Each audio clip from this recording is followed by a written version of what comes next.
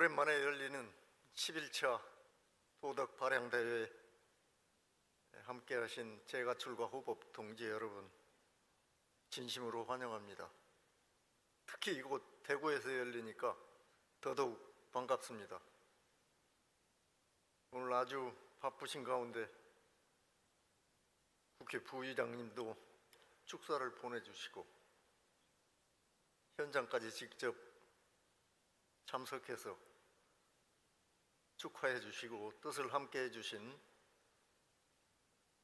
내외 귀빈 여러분께 심심한 감사의 말씀을 드립니다. 실은 두 분 도덕 실천 사례를 듣다 보니까 몇 분 더 들었으면 좋지 않을까 하는 생각이 듭니다. 사실 대구 청운회는 원불교 청운회에서 역사가 아주 깊습니다. 원기 67년에 서울에서 청운회가 처음 구성된 바로 그 다음에 지방에서는 처음으로 청운회가 대구에서 결성이 됐습니다. 이제 그 이후로 점차 이곳저곳 지방에서 청운회가 결성되고 전국 연합회로 발전하고 아예 전국 조직으로 원불교 청운회로 정착되는데, 지방 청운회에서 맨 처음 조직된 곳이 대구 청운회입니다. 오늘 대구 청운회에서 한동안 쉬었던 도덕 발양대회를 이곳에서 열게 됐는데, 대구 청운회 회장님을 비롯해서 회원 여러분의 노고를 진심으로 감사의 말씀을 드립니다. 여러분 박수 한번 하시죠. 지금 제가 앞에 앉아서 배우니까 청운회 오비 회장님들이 줄줄이 와 앞줄에 앉아 계시네요. 그분들께도 다시 한번 격려의 박수 한번 부탁드립니다.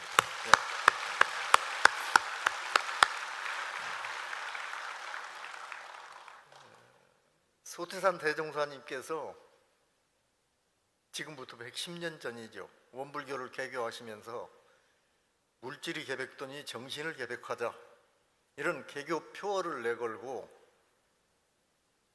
세회상 원불교의 문을 열었습니다.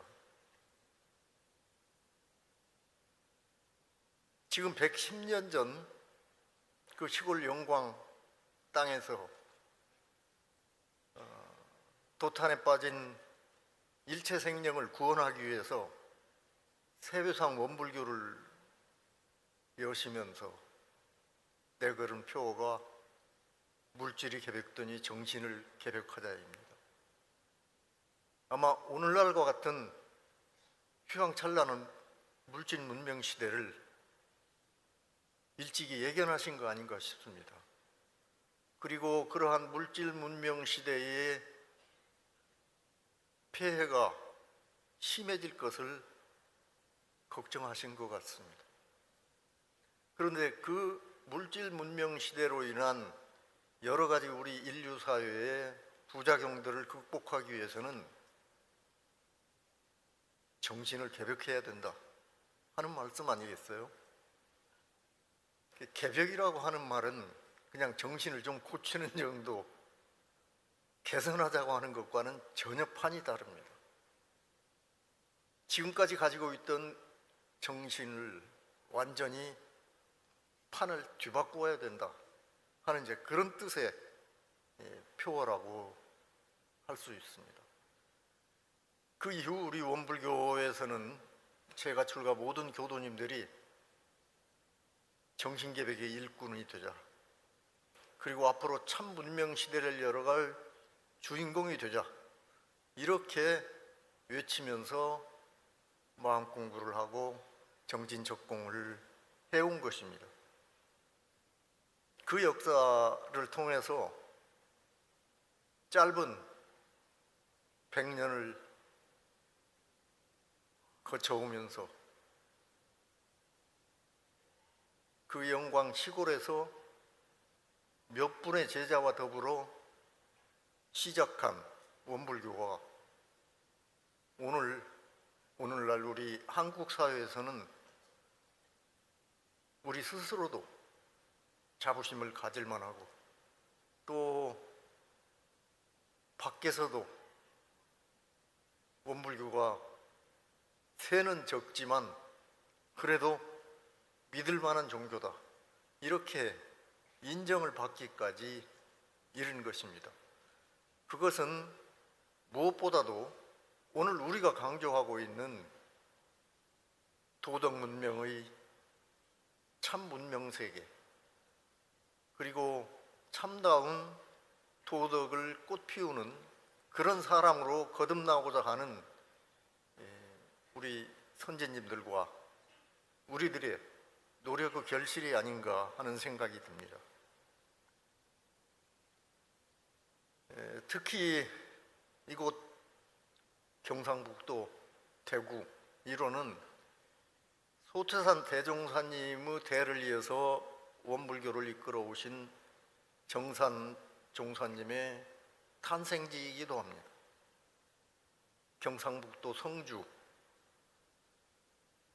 그 시골에서 도를 구하기 위해서 전국을 방황하시던 한 소년,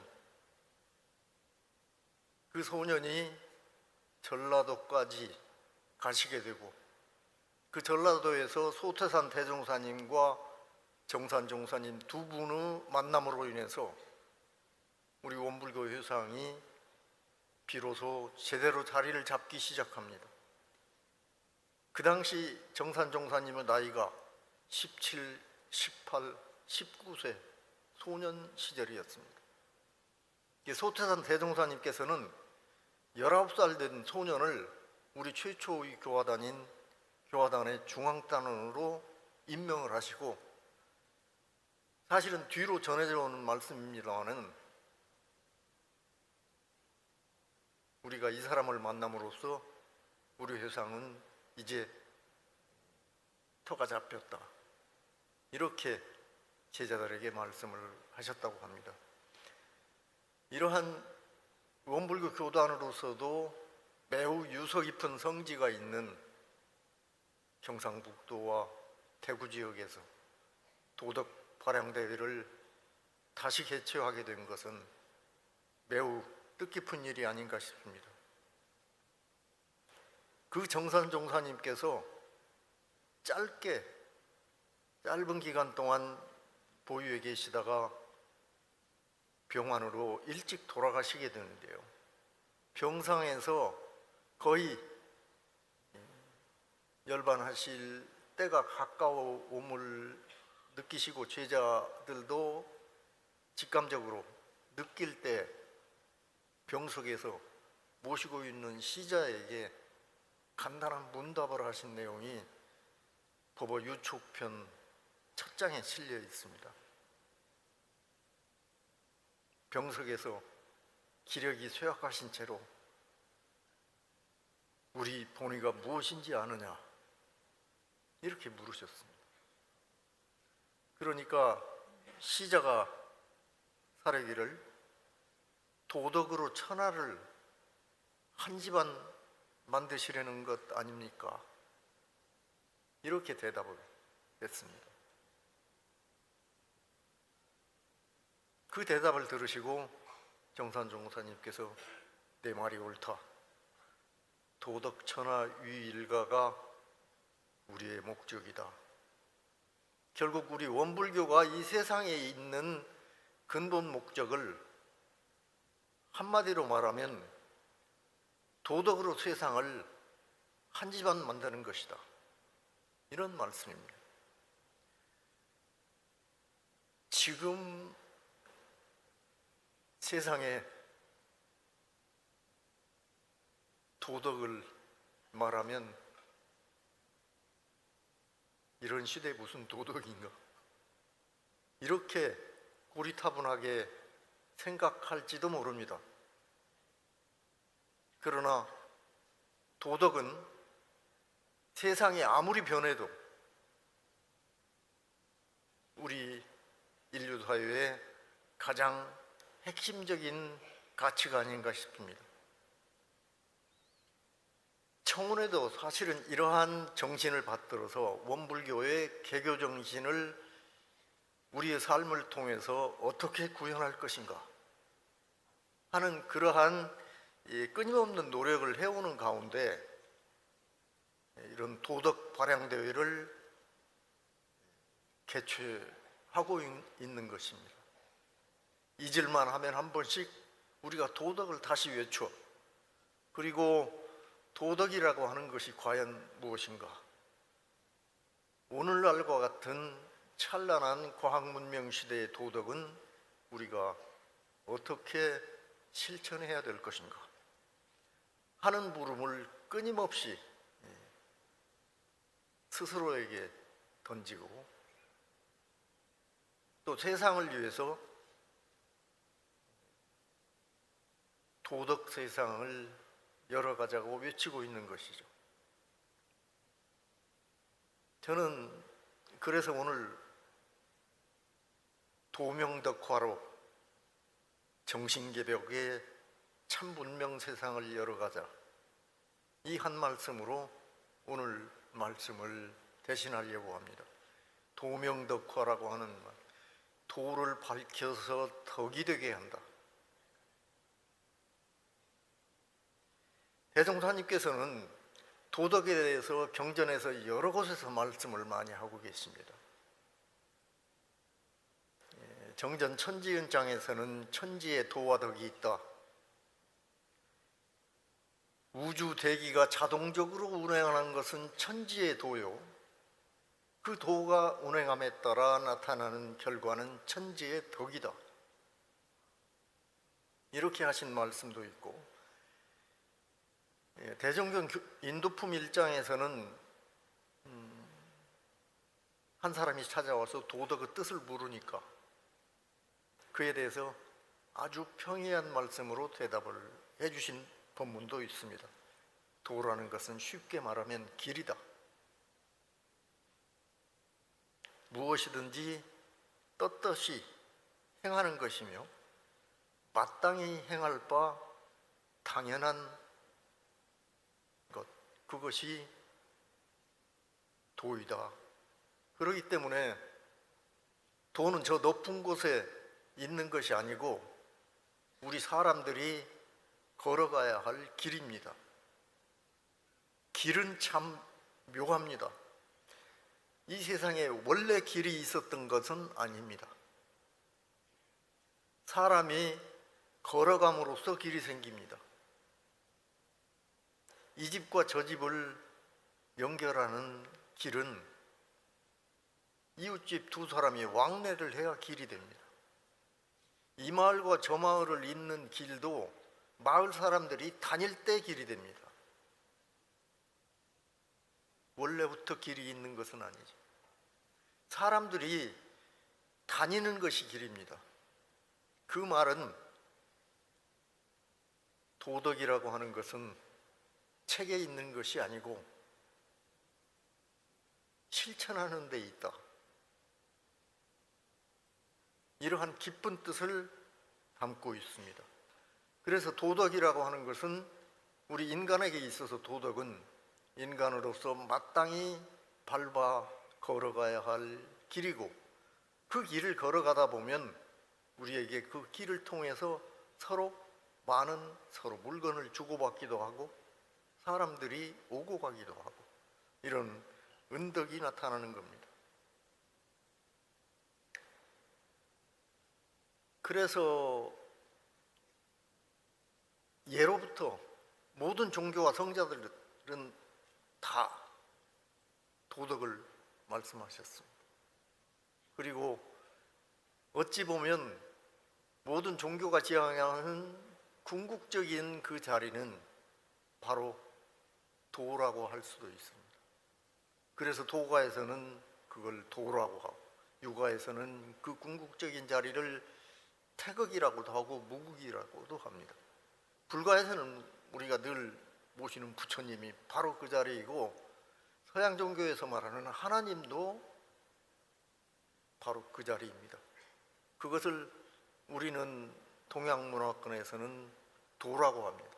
그 도를 행함으로써 나타나는 결과를 우리는 덕이라고 해서, 도는 실천하고 그 결과가 나타나는 것까지를 포함해서 도덕이라고 합니다.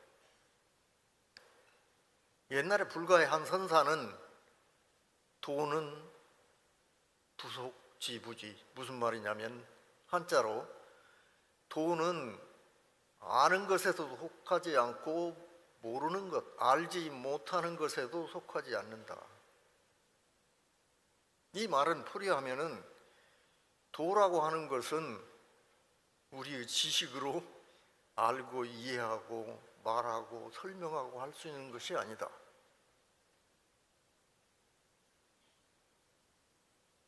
그래서 도덕경 첫 장에는 도가 도면 비상도라고 했습니다. 도를 도라고 하면 그게 떳떳한 도가 아니다, 참다운 도가 아니다는 말로 풀이할 수도 있습니다. 그래서 도를 알았다고 하면, 내가 도를 알았다 뭐 하는 순간 그 도는 이미 틀린 것입니다. 대부분 도를 알았다고 하는 사람, 그 사람은 제대로 도를 모르는 겁니다. 그래서 도를 아는 것은, 알았다고 하면 그건 착각이고, 모른다고 하면, 그렇다고 해서 엄연히 있는 도를 모르는 것은 마치 비유하면 무기라고 합니다. 무기, 흐리멍텅 또는 꿈속에서 무엇인가를 보고 들은 것처럼 이렇게 느끼는 것, 그걸 도를 모르는 사람들을 소치입니다. 그래서 이 도라고 하는 것은 이 우주의 시간과 공간을 초월한 아주 궁극적인 최고의 진리, 마지막 단계, 그 단계를 도라고 할 수 있는데, 그 도를 지식으로 접근하는 게 아니고, 우선 보통 사람들은 성현들께서 가르쳐 주신 그 길을 철저하게 믿고, 그 믿음을 실천함으로써 참 진경을 깨닫게 되고, 그래서 믿음과 깨달음과 실천을 통해서 도를 이루게 되고, 그렇게 실천을 하면 반드시 은덕이 나타나게 되는 것, 이것을 우리는 도덕이라고 하는 겁니다. 제가 오늘 도명덕화를 하자고 말씀을 드리는 것은, 그래서 그러한 도를 밝히자는 겁니다. 밝히는 것은 믿고 깨닫고 실천하는 것입니다.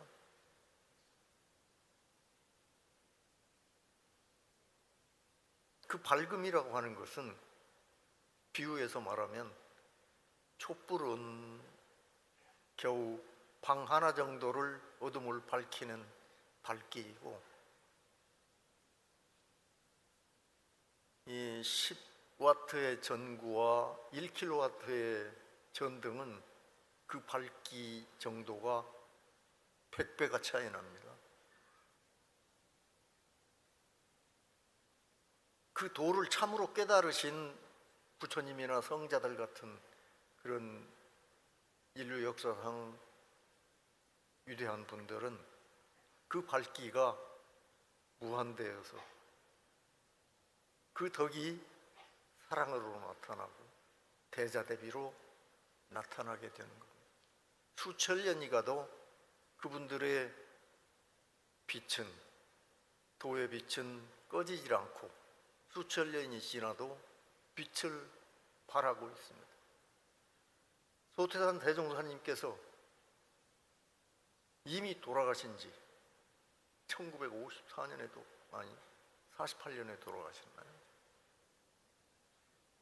43년. 하지만 우리들은 그 빛 덕분에 오늘 우리가 도덕을 말하고 도덕의 실천을 부르짖고 있는 겁니다. 이러한 이제 궁극적인 도를 대종사님께서는 정전에 아주 간단 명료하게 정확히 밝혀주셨습니다. 그 가운데서도 이제 정전 이론상장이 그 진리가 무엇이고 그 진리를 깨닫기 위해서 우리가 어떻게 해야 되며 진리를 깨달으면 어떠한 결과가 나타나는지 정확하고 간단 명료하게 밝혀주신 부분입니다. 아마도 그 중에도 대종사님께서 칭찬하신 가장 짧은 글 이론상 서원문, 오늘 우리가 독송한 이론상 서원문은 그 궁극적인 도, 이론상 진리의 당체의 모습과 그 모습을 우리가 믿고 수행하고 본받아서 실천해 나가는 길을 아주 간명한 경문 한 구절로 밝혀주신 법문이라고 할 수 있습니다. 그 다음 장에 나오는 이론상 법원은 그 이론상의 진리를 깨달으면 이러저러한 결과가 나타나고 그것을 일상생활을 통해서 실천하면 우리가 어떠한 모습으로 인격이 바뀌는지 하는 것을 정확하게 말씀해 주시고 계십니다. 그래서 저는 오늘 이론상 법어에서 밝혀주신 이론상 진리를 깨달으신 분들의 경지에 대해서 간단히 소개를 해드릴까 합니다. 이 원상의 진리를 각하면 시방삼계가 다 오가의 소유인 줄을 알며 에서부터 이제 시작합니다. 시방삼계, 그냥 평이한 말로 이 우주 공간이 우리 집인 것을 안다. 여기에서 안다고 하는 것은 제가 처음 말씀드린 선사에 알고 모름에 속하지 않는다고 할 때 안다와는 다릅니다. 제가 뒤에 설명드린 믿고 깨달아서 실천하는 것까지를 포함한 안다는 뜻입니다. 그래서 시방삼계가 다 오가의 소유인 줄을 안다. 이 시방삼계가 오가의 소유라고 하는 것은 이 우주가 전체가 내 집이라 그 말씀입니다. 내 집 한 걸음 더 나가서 우리 모두의 집인 것이죠. 그래서 오가라고 했습니다. 저만 그렇게 해석을 하는지 모르겠습니다. 나자를 쓰지 않고 나오자를 썼습니다. 이게 오는 우리라고 하는 의미가 포함되어 있습니다. 그러니까 우리가 살고 있는 이 세상은 나만 사는 곳이 아니고 우리 모두가 함께 사는 곳이라는 뜻이죠. 그래서 이 자리를 깨달으신 분들은 이 우주 공간 전체를 내 집으로 살기 때문에 언제 어디서나 주인이 됩니다. 대종사님께서 제자 몇을 데리고 서울을 가시다가 가실 때 기차를 타시게 됐는데 화장실을 이용하시게 됐어요. 화장실을 가셨는데 한동안 안 나오시는 겁니다. 제자들이 궁금해서 화장실을 가보니까 대종사님께서 기차 화장실을 청소하고 계셨습니다. 그러니까 대종사님 같은 분은 그 기차가 당신 집인 겁니다. 이러한 이 우주 전체를 내 집으로 삼고 큰 살림을 하는 사람이 도를 참으로 아는 사람입니다. 두 번째 나오는 항목이 시방삼계가 다 오가 소유인 줄을 알며 그 다음에 우주 만물이 이름은 각각 다르나 둘이 아닌 줄을 알며. 이 우주 만물이라고 하는 것은 이 세상의 모든 물건들을 말하죠. 그 생명이 있는 일체 생명을 포함해서 모든 무정물까지를 다 포함합니다. 그런데 이 우주 만물이 이름은 각각 다르나 둘이 아니다. 우리가 너와 내가 있고 남자와 여자가 있고 사람과 짐승이 있고 식물과 동물이 있고 이렇게 여러 가지로 이름은 나뉘지만 그 근본 뿌리가 원래 하나로 이어져 있다, 그런 말씀입니다. 그렇기 때문에 이런 분들의 심경은 사생일신이 철저하게 그 진리를 깨닫고 사시게 됩니다. 정산 종사님께서는 생시에 지금 우리가 종법실에 가보면은 창문이 유리창으로 이렇게 거의 세 방면, 한쪽만 벽면이고 세 방면이 다 유리창으로 되어 있습니다. 일본식 집이 그 당시 건축 문화가 그래서요. 그러니까 그 방에 거처를 하시면 여름에는 모기를 어떻게 감당을 할 수가 없습니다. 그런데 그 방에 절대 모기약을 하지 않으셨습니다. 옛날 어른들 하시는 방장이라고 하는 게 있죠. 모기장을 치고 주무시지 절대 모기약을 하지 않으셨습니다. 이 모기 한 마리도 원래 근본 뿌리가 같은 우리의 한 권속이라는 철저한 깨달음, 실천이라고 할 수 있습니다. 그런데 세 번째 항목에 보면 죄불조사와 범부중생의 성품인 줄을 알며 그러셨습니다. 그 궁극적인 도는 과거의 모든 성자들께서 깨달으신 그 자리이고 뿐만 아니라 우리 모두 이미 그 성품 자리를 다 간직하고 있다. 그래서 원래 그 성품 자리에서 보면 부처님과 내가 둘이 아니고, 이 말씀은 우리 중생들에게 엄청난 위안과 축복이 아닐 수 없습니다. 우리가 자기 자신을 돌아보면 부족하고 미약한 한 사람인 것에 불과하지만 이 말씀에 의해서 이론상 진리를 깨닫고 보면 나도 부처다, 나도 곧 예수님이다, 이것을 깨닫게 된다는 말씀입니다. 그 다음 항목이 이제 생로병사의 이치가 추나추동과 같이 되는 줄을 알며 그러셨습니다. 우리 생명을 가진 모든 것들이 태어나면 늙고 병들어 죽어가는 것은 만고불변의 진리입니다. 우리 누구나 상식적으로 알고 있는 내용입니다. 그런데 그 생로병사라고 하는 것이 사계절 바뀌는 것과 같다. 그러니까 단생으로 이렇게 종결되는 게 아니고 형태를 바꿀 뿐 영원히 계속된다. 사실 생명이라고 하는 것은 현재 상태가 지속 가능할 때 생명이 있다고 할 수 있습니다.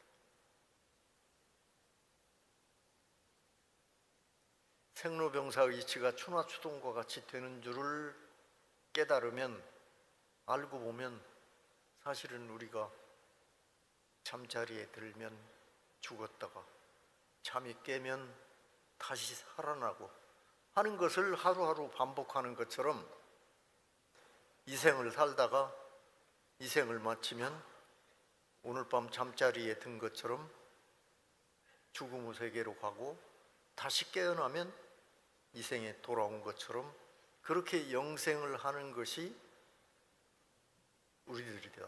그러한 이치를 알게 된다는 겁니다. 그 다음 이제 다섯 번째 항목이 인과보응의 이치가 음양 상승과 같이 되는 줄을 알며 그러셨죠. 이게 이 세상 만물은 원인이 있어서 결과가 나타나고 또 그 결과가 새로운 원인으로 돼서 다음 결과를 생산하고 하는 것이 만고불변의 진리입니다. 그런데 이 인과보응이라고 하는 것이 단 일회로 끝나는 것이 아니고 끊임없이 지속되고 원인과 결과는 서로 팽팽한 긴장과 힘을 유지하면서 끊임없이 순환 반복한다. 그러한 모습을 그린 것이 우리 선조들이 그린 태극 모양입니다. 태극기에서 음양을 표현해서 그 음양이 서로 밀고 당기고 때로는 이기고 지고 하면서 끊임없이 순환 반복되는 것이 인과의 원칙이다. 그러니까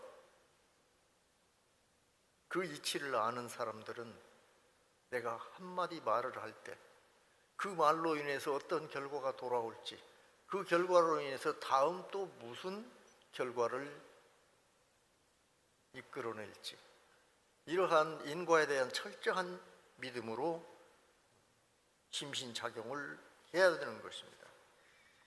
마지막에 원만구족한 것이며 지공무사한 것을 안다 이러셨습니다. 원만구족이라고 하는 것은 빠진 거 하나도 없이 모든 것이 갖춰져 있다는 뜻이고, 지공무사는 오직 전체일 뿐 나의 사사로움이 없다, 그 말씀입니다. 그러니까 시방삼계가 오가 소유인 줄을 아는 것과 이 원만구족 지공무사는 사실은 연장선상에 있는 말씀이죠.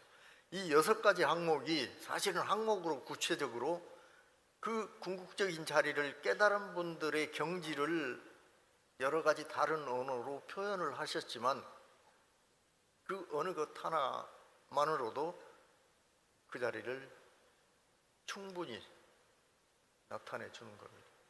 그래서 마지막에 그러면 우리가 도를 깨달아서 깨닫기 위해서 어떻게 살아야 되는지, 이 원상은 눈을 사용할 때 쓰는 것이니 원만구족한 것이며 지공무사한 것이로, 안이비설신의 육군을 그렇게 원만구족하고 지공무사하게 사용해야 그게 도덕을 실천하는 사람이다, 진리적인 삶을 사는 사람이다, 그런 말씀이죠. 이 안이비설신의 육군은 불과해서 우리의 인체, 사람을 구성 요소를 6가지로 나눈 건데, 크게 보면 몸과 마음이죠. 안이비설신 5가지 요소는 몸 전체의 부분을 말하는 것이고, 마지막에 의근이라고 하는 것은 뜨의자인데 쉽게 말하면 몸과 마음을 뜻하지요. 몸과 마음을 원만구족하고 지공무사하게 사용하는 것이다, 저 이론상. 그래서 우리가 도를 밝혀서 실천하고 수행해 나가는 것은 우리의 몸과 마음을 원만구족하고 지공무사하게 사용하기 위해서입니다. 원만구족한 게 눈을 사용하는 것은 어떻게 사용하는 것일까요? 원만구족한 눈이라야 모두를 다 볼 수 있습니다. 자기에게 보이는 것만 보면 그건 일부만 보는 것이죠.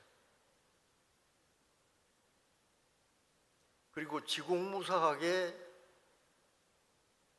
눈을 사용하는 것은 어떻게 사용하는 것일까요?